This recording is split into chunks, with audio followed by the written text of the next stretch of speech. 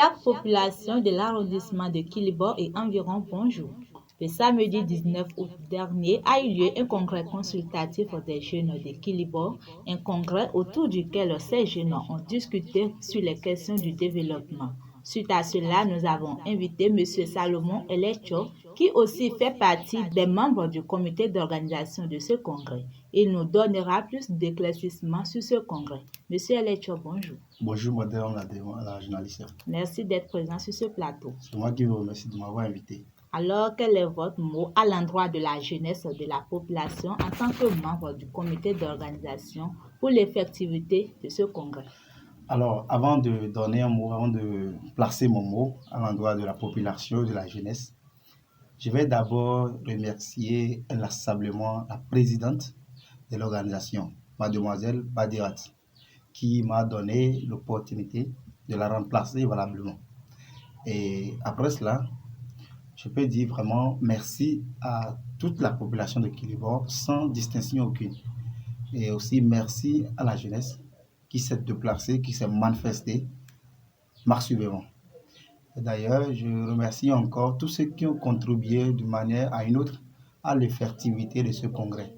Nous ne pouvons pas citer ici les noms.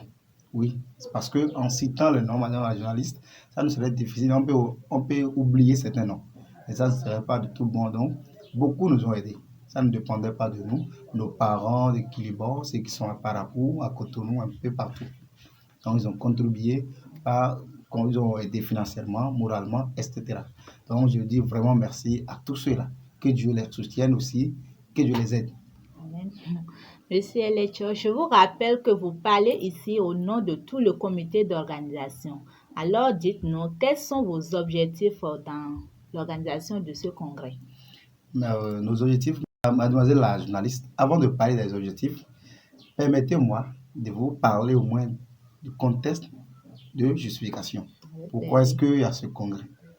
Nous avons compris que dans un monde en perpétuel de mouvement que nous sommes maintenant, en perpétuel de mutation, où la jeunesse doit faire face à un nouveau défi, il urge d'accorder alors une attention, oui, une attention particulière à l'épanouissement de la jeunesse. Mis à part ça, la jeunesse, comme vous le savez, tout comme moi, la jeunesse est la relève du demain. Donc, il n'y aura pas une jeunesse de qualité que si seulement si cette jeunesse ne reste et demeure soudée et émancipée. Et parlant des objectifs, nous avons plusieurs objectifs pour ce deuxième numéro du congrès. Parmi tant d'autres, madame la journaliste, nous pouvons énumérer par exemple d'informer la jeunesse sur les opportunités pour l'insertion socio-professionnelle. Après ça, on peut parler aussi de la mise sur pied d'un creuset de réflexion sur la naissance d'une association juvénile à Quilibor. Après cela, nous pouvons aussi vous parler de la promotion de la culture. Parmi tant des objectifs, nous pouvons vous parler de la promotion de la culture, la révélation des talents footballistiques. Vous n'êtes pas sans savoir qu'à Quilibor, nous avons beaucoup de jeunes qui ont de talents, qui sont pétris de talents dans le domaine du football, dans le domaine de la musique, etc. Donc, nous avons pensé à leur révélation. Comment révéler cela aux yeux du monde? Parce qu'il dit, vous n'êtes pas sans savoir que le football, c'est de l'argent actuellement. Ça me rappelle, on paye 200 000 € à un seul joueur. Voyez-vous, pourquoi alors ne pas révéler ce que nous avons à nos processus, à nos actifs? Donc, parmi tant d'autres, et mis à part ça, on a l'assainissement de la ville. Il faut parler de l'assainissement de la ville parce qu'on ne peut pas parler d'un développement sans la propriété de notre village, sans la propriété de notre ville.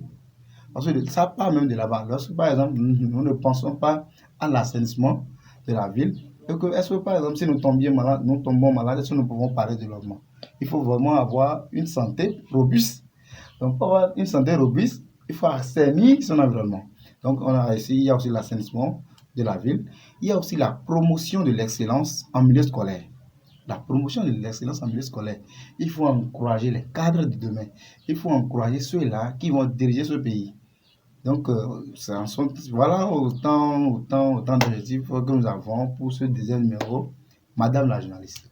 Après cet événement, est-ce que vous pouvez affirmer que vous avez pu atteindre vos objectifs? Genre les objectifs que vous vous êtes fixés au début, est-ce que vous avez pu les atteindre? Bon, je dirais à ce niveau, non, parce que on ne peut pas estimer qu'on a pu atteindre nos objectifs à 100%. Non, mais je peux déjà vous rassurer, je peux déjà vous dire que ces objectifs ont quand même été touchés à 80%. Ce qui nous réjouit, il y a des insuffisances, il y a certains objectifs que nous avons ratés, on reconnaît cela. Et donc, ça va nous permettre de mieux nous préparer pour la troisième édition prochaine. Et quelles sont les activités que vous avez eu à mener au cours de ce congrès? Bon, au cours de ce congrès, on a eu à mener assez d'activités, plusieurs activités. Parmi tant d'autres, nous avons la distinction, comme je l'avais déjà dit. L'objectif, c'est le résultat. Ça fait partie des activités que nous avons eu à mener. La distinction dans le domaine du football, c'est-à-dire le meilleur jeune joueur de la région de Kilibo. Et le meilleur jeune artiste dans le domaine de la musique. C'est pourquoi on a touché toutes les couches, toutes les activités, mais tout le domaine sans distinction. Donc, il y a aussi la distinction de meilleur élève dans les établissements et dans les différents examens. Justement, vous avez parlé de la distinction des meilleurs élèves. Oui. J'aurais appris que le jour-là, un miracle s'est produit. Paraît-il que un de vos invités d'honneur s'est engagé à prendre en charge 3 meilleurs élèves pour 10 ans. Que pouvons-nous comprendre de cette décision? Ce n'est pas un mensonge, c'est vrai. Il y a un de nos invités, il ne savait même pas que vous avez déjà eu l'information. Oui, ce qui nous réjouit, il dit, c'est que le jour-là, pendant la remise des prix, et l'un de nos invités a joué bon. Parce que pour lui, je veux nommer M. Moukaïla Amadou, qui déjà pour lui, il faut aider ceux qui sont sur le bon chemin, sur la bonne route. Parce que pour lui, vous voyez, c'est un miracle que tout le monde n'y attendait pas, il faut le dire. C'est extraordinaire. Oui, c'était extraordinaire, oui, c'était extraordinaire. Tout le monde n'y attendait pas. Même toute la population était ravie. Donc pour lui, il a demandé, on l'a désigné pour donner le prix à un meilleur là, au premier du sujet de Kilibo, par exemple. Il a demandé la moyenne. On l'a dit que l'enfant a obtenu 17 de moyenne. Il a dit waouh! Alors là, c'est des enfants, il faut accompagner. Et ce n'est que lui seul. Il y a le premier du sujet, un Kilibo, qui a obtenu 18 de moyenne. Le premier de l'établissement qui a obtenu 18 de moyenne. Et le premier de Yaoui également, du sujet Yaoui, qui a aussi obtenu 17 de moyenne. Et pour lui, il a dit alors si c'est ça, il s'engage désormais à aider ces 3 enfants pour 10 ans. Vous voyez que c'est extraordinaire. Voilà, c'est pourquoi je dis que je ne savais pas que vous avez dit l'information. Oui, madame la journaliste, c'était extraordinaire. Et tout le monde a applaudi, tout le monde a salué cet engagement. C'est un engagement dû de la volonté. Et c'est que donc c'est déjà même, je peux dire, je parle indirectement à nos autorités de copier cet homme, ce grand homme. Parce que quand on parle de développement, c'est vrai, il faut la jeunesse, mais il faut aussi l'accompagnement de la jeunesse. Donc, ce que nous devons comprendre, c'est que nos actions, nous pouvons comprendre que nos actions plaisent à nos parents, parce que pour lui, il était étonné, et il a accompagné. Ça veut dire que ça nous encourage, ça nous motive plus de continuer dans ce sens, de continuer dans cette logique-là, en ce qui concerne le développement, la promotion de nos frères et sœurs. Donc, c'est ça qui s'est produit comme miracle le jour-là. Comme l'avait dit, c'est exceptionnel, c'est un miracle. Et on rend grâce. Après ce congrès, vous avez encore d'autres objectifs, d'autres actions à mener qui seront bénéfiques à la jeunesse, à la population de Kilibo, ou bien c'est suspendu comme ça, on attend la prochaine édition? Ah, non, ce n'est pas suspendu. On ne peut pas dire à tout moment que ça sera à la veille du congrès qu'on va mener des actions. Je vous ai dit, bon, je ne vous ai pas dit, je vais aussi notifier quelque chose bien, souffler quelque chose. On a mis sur pied un comité fédéral de la jeunesse qui va continuer les actions. C'est ce comité fédéral de la jeunesse qui va continuer les actions. Et on s'est fixé beaucoup d'objectifs, ce qu'on a eu à rater, ce qu'on n'a pas pu lors de ce congrès. Nous allons réunir tout ça là.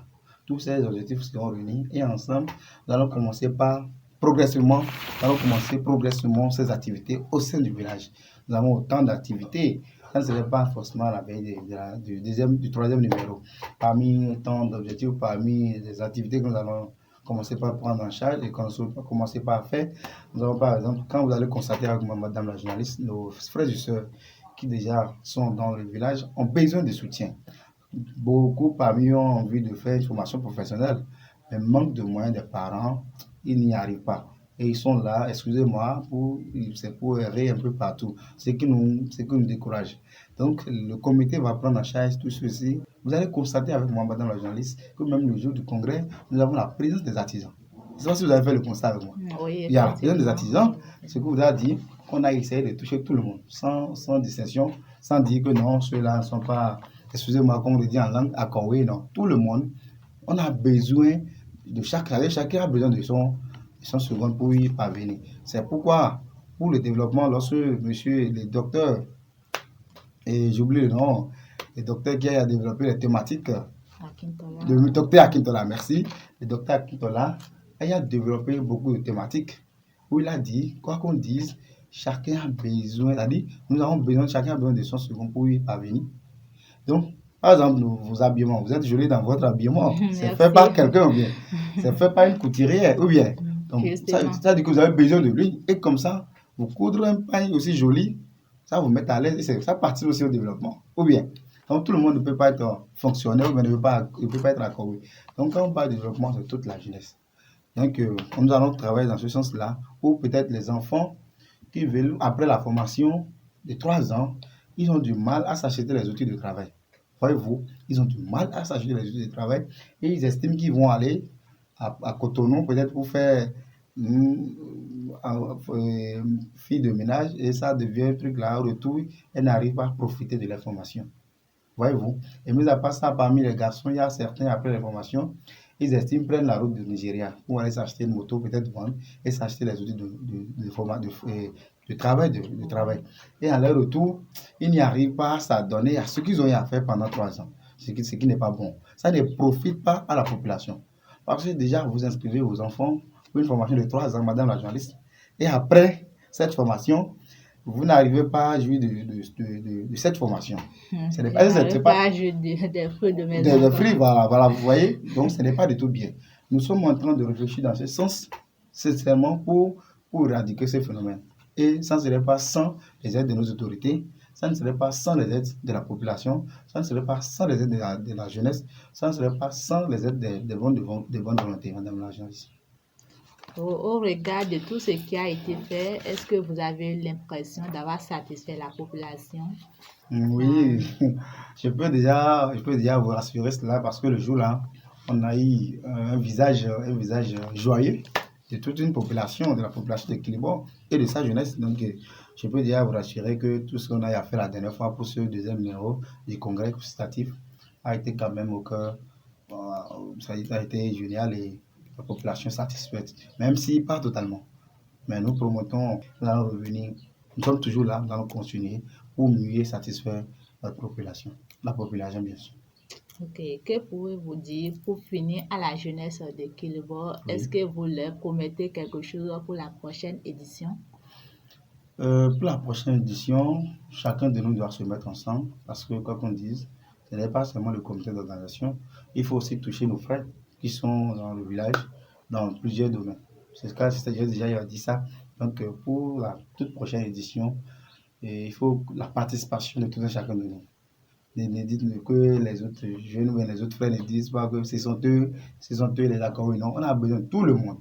Donc, déjà, je dis que pour la prochaine édition, on va se mettre ensemble dans une rubrique pour y parvenir. Nous allons mettre les petits plats dans les grands pour mieux réussir la prochaine édition. D'accord, merci à vous, Monsieur Salomon Eletcho, pour ce temps que vous nous avez consacré.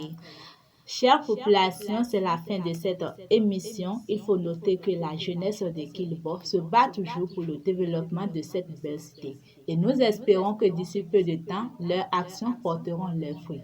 Merci de nous avoir suivis. À la prochaine.